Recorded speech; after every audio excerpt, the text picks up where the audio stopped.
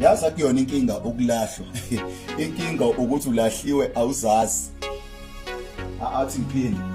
Akuyona iproblem ujikelwa abantu. Iproblem ukuthi ujikelwa abantu awuzazi, ujikelwe umuntu ongazazi yena. Kubuhlungu ukuphendukelwa abantu kanti awuzazi. Sometimes uzojaha ukuxosha abantu, nokujaha abantu, nokubamba abantu, kanti ubamba abantu vele abangayona inhlobo yakho. Labantu basuke kuwena ngoba vele bengasiyona inhlobo yakho. Kubalekile ukuzazi empilweni. Kunabanye abantu abangeke baphile nawe kanti ingenxa ukuthi wena awuyona inhlobo yabo. Bazokulahla bakhethe kanti awuyona inhlobo yabo. Sometimes ungabajaha abantu ngoba ubajaha ubabeka la kuwena, bazokugcoba, bazokhetha, bazokunyathela, bazokulimaza ngoba unubabambe ngenkani, abayona inhlobo yakho.